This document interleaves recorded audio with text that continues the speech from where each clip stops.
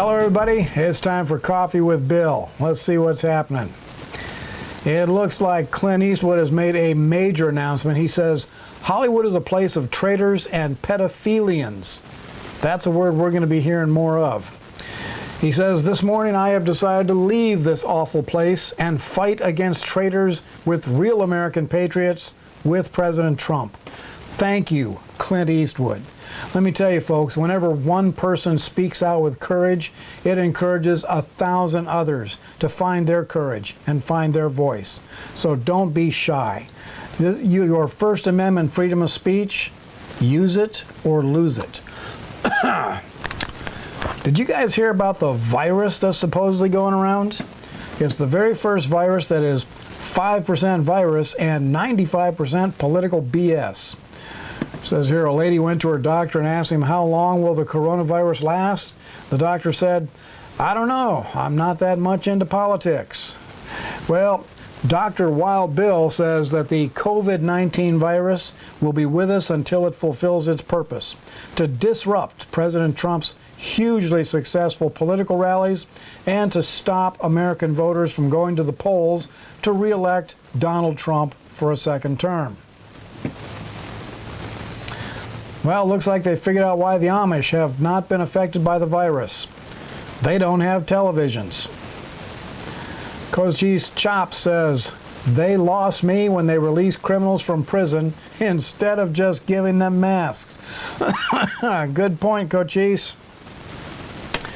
And it looks like the Washington Redskins changed their name. Why? Because they were ordered to by the Black Nazi Party. You know, those guys that make you an offer that you cannot refuse?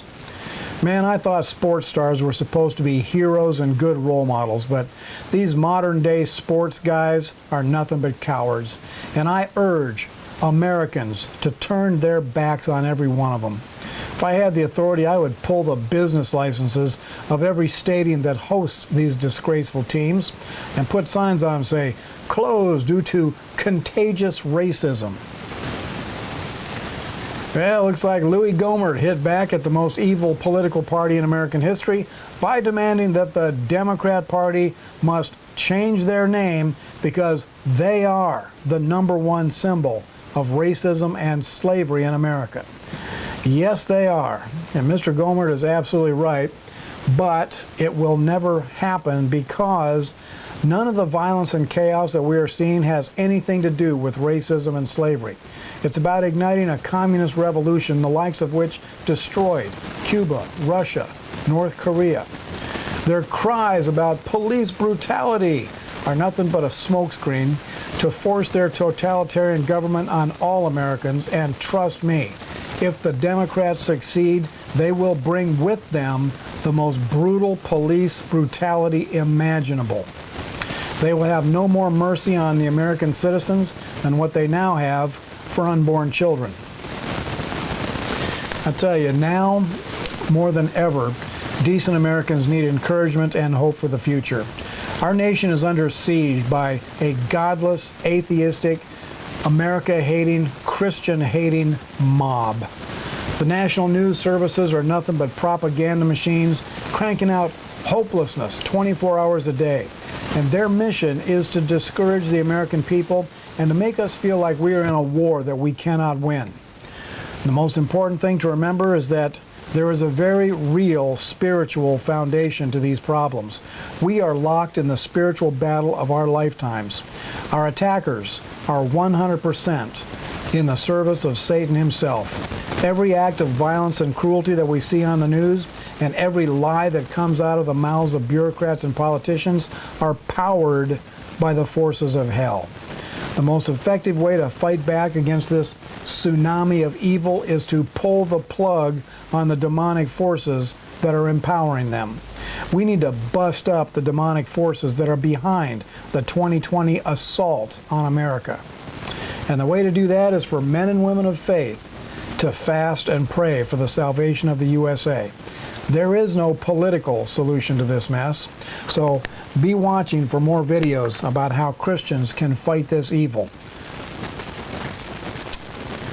I see pictures of Major League Baseball players on their knees, bowing down to cop killers and vicious anti-white racism, but professional pitcher Sam Coonrod of the San Francisco Giants refused to kneel.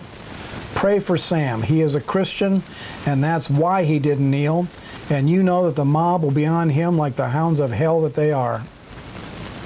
Listen up, America. The November election between Donald Trump and whoever the candidate will be from the Democrats will be the deciding factor of who will rule America. Will we continue to be a constitutional republic, or will the mob rule America? They have already created a nationwide atmosphere where Americans are afraid to speak their faith or their political positions. They fear losing their jobs if they stand for normal moral decency, or if they fail to adequately hate white people, or if they call for supporting and defending our police officers. This is ridiculous. Either we get back to being a nation under God, or we will soon be a nation under the Democrat Nazi Party. Well, let's end this on a high note. The words of the Bible in Joshua 1:9. Have I not commanded you? Be strong and courageous.